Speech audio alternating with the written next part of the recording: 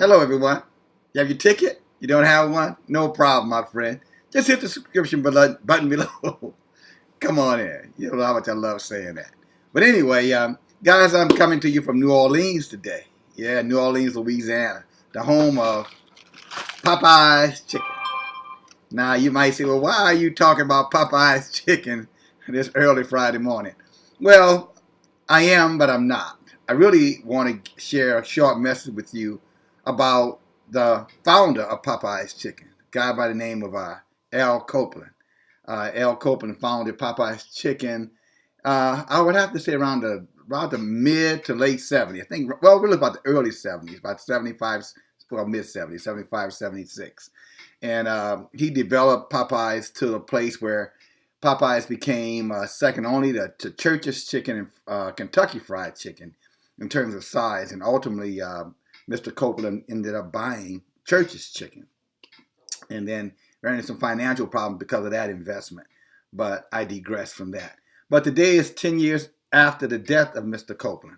And for those people here in New Orleans, they know all about Mr. Copland, not only because he gave us this delicious Popeye's chicken, but also because he was known for, I don't want to say flamboyancy, but he was very flamboyant in terms of really displaying his wealth.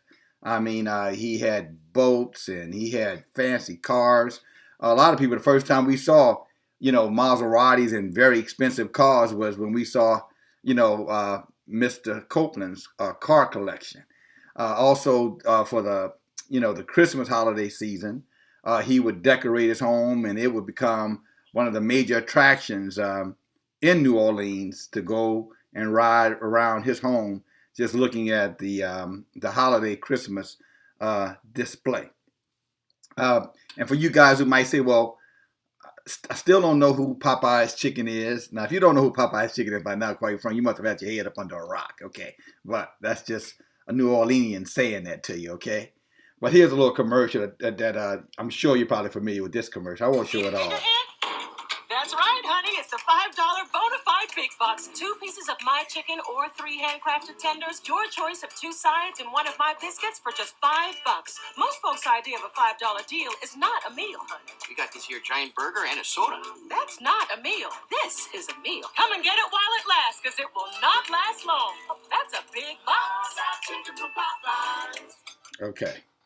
So I know you're probably familiar with that commercial because that's a very recent commercial. But let's get back to why I brought up Mr. Copland. Well, Mr. Copland died 10 years ago, and he was known for his entrepreneurship. He was known for, just working hard, grinding it out, to get a buck. And I'm not belittling him for that. That's matter of fact, that's what his own family had to say about him in an article that I read just recently. And they were talking about how their father, was relentless, trying to find ways, to get wealth. And so I thought today's message would be a good time to really kind of talk about, what are you looking for? What are you chasing? And to see if it kind of matches up with maybe your vision. Now, you'll hear people saying a lot of times that, hey, look, I got, I'm going to, I got to work hard. You know what I'm saying? I don't need any sleep. I'll rest, when I die. Well, Mr. Copland, and here's a picture of him. Okay. You can see that. And as you can see, forget the divorce papers. I don't mean to be getting into man's personal business, but that it is what it is. It says, Mr. Copland, you filed for divorce, but see his network down there at, what is that? Let me back it up a little bit. That way you can see it. Maybe you can't. Maybe you can. Oh, well, I guess you can now because it went dark on us. But if you can see that net worth $319 million in 2004. All right. So, but what's even more interesting about that? And here's another picture of him. Okay. But what's interesting about, this with Mr. Copland is the article that I was reading. And remember, as I said, and I'm going to read this article to you, that how, Mr. Copland grinded it out and was, he has restaurants. I think he even went into the hotel industry business for a little while, et cetera. And you would think what $300 million, that would give you, the peace of mind that you would have. At least that's what we're told, right? That if I work hard I'm an entrepreneur and I'm assertive, I'll be happy because I'll be rich and I'll have all the money and I would not, necessarily have too many cares. Or maybe you might say, well, no, nobody says that if you got money, you're not going to have cares. But I'll tell you this thing, a lot of people believe, and many people, and you know the truth, and you might be one of them, believe that, money is the answer to all of your problems. If I had money, for the most part, I wouldn't have any problems. Well, let me share this particular article with you. And this is what one of his sons had to say about their father, okay? And this is right before he died. He died from something called salivary, I think I'm saying that right, salivary gland cancer. And this cancer is so aggressive that if you're diagnosed with it, and it's a skin cancer, by the way. And I don't know if it comes because sitting out in the sun, or it could be diet, something he ate. But he was a very healthy man, as you can see in the picture. But it could have been from skin. But it was a skin cancer. And it started as a little bump. And within 9 months, he was dead. That's how aggressive that particular cancer is. And if any of you guys know anyone who's had that cancer, then you know that I'm right.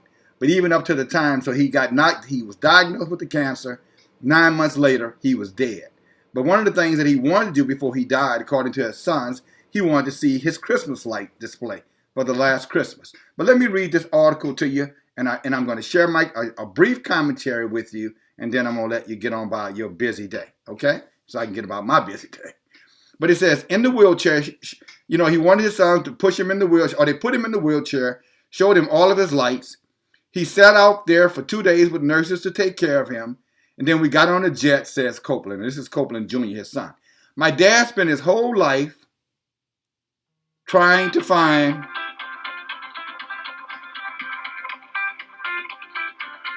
I'm sorry, guys. My dad all right. My dad spent his whole life trying to find a way to make $1. In the last 6 months, he wanted to find a way to get right with God. Wait a minute, you're talking about the 320 million? So my dad spent his whole life, and you need to hear this. I know some of you guys, he could be rich. I don't give a damn about religion, guys. I don't give a shit about it. I'm serious. You can be whatever you want to be. You can be a damn squirrel if that's your religion. I don't give a shit. So please let's not get caught up in the weeds. Let's learn something today, okay? So Mr. Big Shot, Miss Big Shot, who don't want anybody to say the G word around you, but okay with bitches and hoes and tramps and fucking all this other stuff. But as soon as somebody say God, you get offended. Okay, settle your ass down right now and just let me finish this message, okay? And then you can delete it, shit, okay? But anyway, so let's get back. I digress. It's funny when you have something to say. I don't know how many guys are this.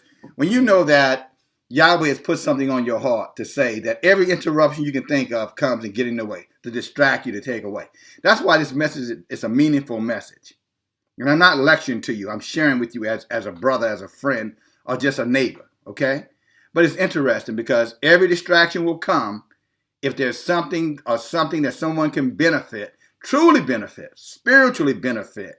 You can best believe that Lucifer, Satan, the devil, whatever the hell you call demons, will find a way to interrupt, will find a way to distract. And I'm positively sure about this because up until I got ready to do this video, I had peace and quiet, no disturbance. Since I've started this video, I've spent a minute talking about it, but I've had at least 4 to 5 interruptions. Okay? So let me get to the meat of it, and I do apologize. He said, my dad spent his whole life trying to find ways to make $1. In the last 6 months, he wanted to find a way to get right with God. He was a spiritual man and wanted to find God and wanted to find forgiveness for his sins. He never had been to Rome, so he wanted to go to Rome to meet the Pope. The Pope was not there, but Mr.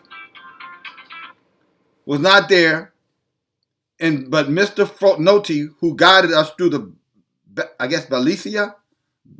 Basia, and when we went to the mass there, and he had a great spiritual journey. And I needed to, and he said, get on my right side. And when it was time to stand, I want to stand and confess my sins. And I need to stand up. Will you help me? Will you help me and hold me? And I said, sure. And he was literally shaking and sweating, both of us. were literally shaking and sweating to hold him up so he could fulfill that need for himself. And we ended up going to Lourdes, where the Blessed Virgin Mary, okay, all right, and it was to be seen to Saint Bernadette. A great experience for us, and it was hot, and we went back to Munich, and my father died. And here's the point. What does it matter, if you're going to spend your whole life, chasing your dreams, chasing, promotion, chasing, money, and then all of a sudden, at the end of that journey, or near the end of that journey, you realize that something was so important, or the most important thing, maybe that's the right way to say it, you forgot about it and you left it out. Now here is a multi-millionaire man. And yet, when debt came knocking at his door, the only thing he really cared about was getting right with Yahweh. Let's call his name what it is. That's all he cared about. He cared about all the things he had not done in his life, which people call sins, or things that were not the right things to be doing. Probably focused on wealth, doing all, but money can drive you to do, chasing money. Chasing money can cause you to do things that you wouldn't want anybody to know about but you, and if you're a believer, Yahweh. So he spent all his life doing all these things, but at the end, all he really wanted was forgiveness for all of that stuff he did. And that was the most important thing to him. Even going as far as to Rome. I wish he'd have called me. I could have told him he didn't go. He didn't need to go that far. He didn't need to go that far. But I say this to you. Are you doing the same thing? Do you really think millions and millions and hundreds of millions is going to give you the peace, give you the happiness? Because first of all, again, this man was 64 years old when he passed. That's not old. 64 years old. And it came within 1 year's time.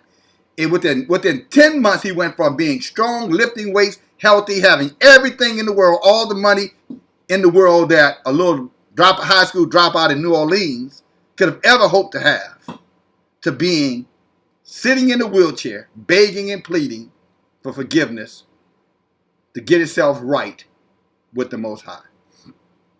So what are you saying to us, Squanto? That's the name that I go by the way. DFG is just the organization name, Gideon's Flight. But what are you saying? What I'm saying to you is that, with all you're getting, you should be seeking to get an understanding. And I'm telling you guys, there's nothing more valuable than walking in peace, walking in a spirit of love, walking in a spirit of compassion, walking in a spirit of caring about others. You know what I'm saying? We are here to make a difference, not to build castles and build fortunes. You know what I'm saying? We're here to make the world a better place. You're supposed to add, not subtract.